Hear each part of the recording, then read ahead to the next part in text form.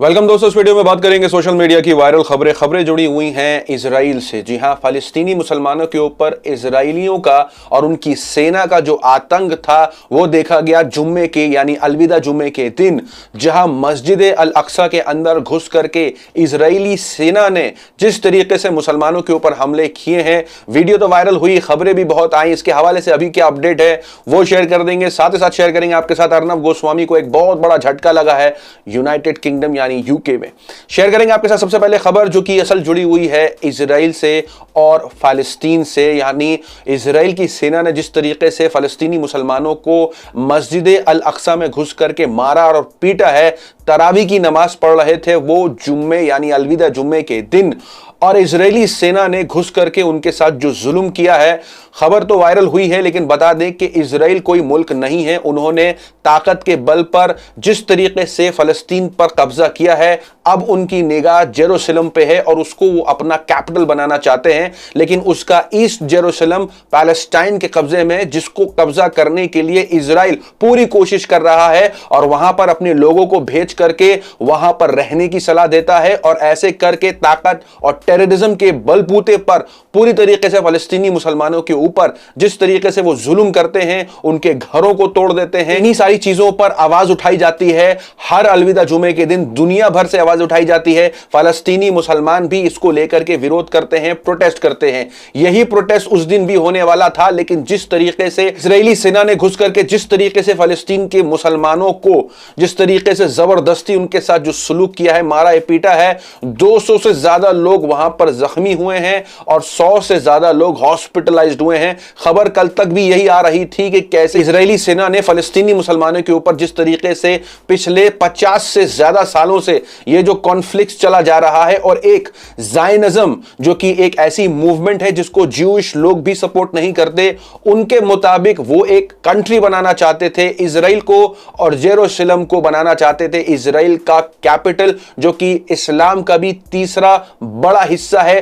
पहला किबला हुआ करता था जेरूसलम, लेकिन उसके बाद जिस तरीके से ज़ायनिज़्म मूवमेंट आया, उसके बाद उन्होंने फैसला किया ज्यूइश के लिए कि हम उनके लिए कंट्री बनाएंगे। लेकिन जिस तरीके से उन्होंने फलस्तीनी मुसलमानों के ऊपर जोर जबरदस्ती करके पूरा पैलेस्टाइन हथियाने की जो साजिश है उसका पर्दाफाश हुआ है। इस पर जिस तरीके से उन्होंने उस दिन ईस्ट जेरूसलम जो कि फलस्तीन का हिस्सा है उसके अंदर भी जोर जबरदस्ती घुसने की कोशिश करी है, और अपने जुल्म के खिलाफ फलस्तीनी जब आवाज उठाते थे और उठाते हैं, इस पर भी उनकी जबान बंद करने की इजरायली सेना के तहत इजरायलियों ने कोशिश करी है। सोशल मीडिया पे शेयर करेंगे आपके साथ किस तरीके से इसके ऊपर आवाज उठाई गई है और किस किस ने आवाज उठाई है। सबसे पहले आपके साथ शेयर कर दें कि कैसे इस पूरी रिपोर्टिंग को क्लैश का नाम दिया गया है। सोशल मीडिया पर लोग ये भी कहने लगे कि यह क्लैश तब होता जब दोनों तरफ से हमले होते।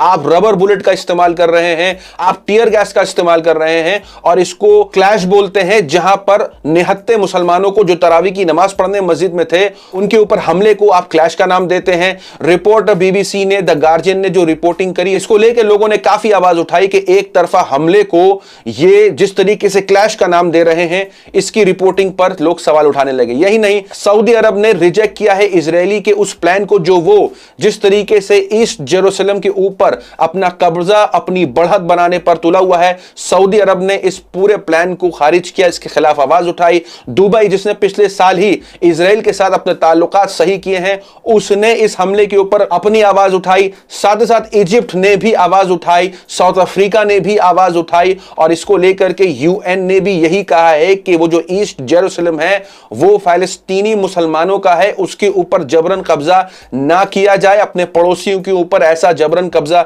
नहीं करना चाहिए। उनके घरों के ऊपर से जो कब्जा आपने कर रखा है उसको भी जल्द से जल्द खत्म करें। यूएन के प्रवक्ता ने भी इसके ऊपर अपनी आवाज उठाई है और इजराइल को और इजराइल की सेना को इसके ऊपर लताड़ लगाई, ये कहते हुए कि आपका कोई हक नहीं बनता कि फलस्तीनी मुसलमानों के ऊपर ऐसे जोर जबरदस्ती आप उनके ऊपर ऐसे हमला करें, उनके घर और जमीनों पर कब्जा करें और अपने कानून लागू करने की कोशिश करें। इसके बाद सोशल मीडिया पर दुनिया भर से प्रोटेस्ट होने लगे। कुछ लोग सोशल मीडिया पर यह शेयर करने लगे कि लंदन की स्ट्रीट तक में Israel killing children again, enjoy your weekend बोल करके एक पोस्टर लगा लगाया गया है, तो वहीं टर्की से एक बहुत बड़ा प्रोटेस्ट देखा गया जहां हजारों लोग रास्तों पे उतरे इजरायलियों के खिलाफ। यही नहीं, यमन से भी बहुत सारी फोटोज और वीडियोस वायरल हुए जहां लोग इजराइल के खिलाफ प्रोटेस्ट करने के लिए रास्तों तक में उतर गए। वहीं दूसरी तरफ जिस तरीके से मुसलमानों ने बॉयकॉट इजराइल और फ्री पैलेस्टाइन पर अपने बयान दिए, तो वहीं दूसरी तरफ भारत में रहने वाले जिनको अंधभक्त भी बुलाया जाता है, वो अभी भी इस हिंसा का समर्थन करते हैं, इजराइल को सपोर्ट करते हैं। बहुत सारे ट्वीट्स वायरल होने लगे, लोगों के अपने रिएक्शंस वायरल होने लगे जहां वो स्टैंड विद इजराइल लिखने भी लगे और कहने लगे कि इंडियन मुस्लिम्स जो कहते हैं बॉयकॉट इजराइल, बट हम भारतीय हिंदू कहते हैं वी से वी लव इजराइल। एक तरफ पूरी दुनिया से इस हमले को कॉन्डेम किया जा रहा है, बताया जा रहा है कि यह गलत था, बस लाचार मुसलमानों को मस्जिद में घुस करके आपने मारा है जो सिर्फ अपनी जमीन के लिए आवाज उठाना चाहते हैं, जिसको इजराइल ने जबरन ताकत और टेरर के बलबूते पर कब्जा करने की कोशिश करी है। उसके खिलाफ अगर फलस्तीनी मुसलमान आवाज उठाते हैं तो लोगों के मुताबिक इजराइल सही कर रहा है और फलस्तीनी मुसलमान नहीं। यही नहीं, इतने हंगामे के बाद जैसे इजराइल ने फलस्तीनी मुसलमानों को मस्जिद के अंदर घुस करके जबरदस्ती उनके साथ जो सुलूक किया, जख्मी किया मुसलमानों को, इसके बावजूद भी बहुत लोग उस मस्जिद के बाहर, मस्जिद अल-अक्सा के बाहर 90,000 लोग जमा हुए और वहां पर उन्होंने 27वीं रात रमजान की लैलतुल कद्र की रात को उन्होंने वहां नमाज पढ़ी है मस्जिद के बाहर। इसके बावजूद कि इजरायली सेना जिस तरीके से हमले कर रही है, बिना डरे उन्होंने वहां पर नमाज पढ़ी है और वो प्रोटेस्ट भी किया है फलस्तीनी मुसलमानों ने, जिस प्रोटेस्ट के लिए हर साल वो इकट्ठा होते हैं और नारे लगाते हैं। एक झलक इस वीडियो में डालें।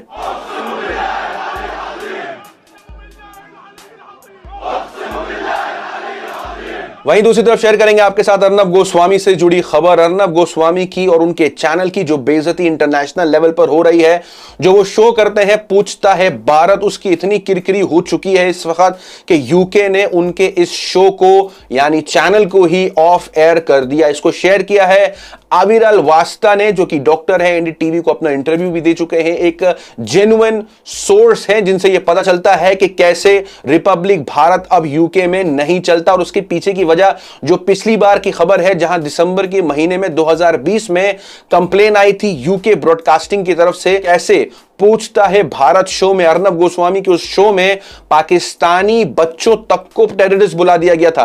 Pakistani people are terrorist including their scientist, doctors, their leaders, politicians are all terrorist, even their sports people, every child is a terrorist over there. अपने शो में ऐसे बयान पर रिपब्लिक भारत को 20,000 पाउंड का जुर्माना यानी उनके ऊपर फाइन लगाया।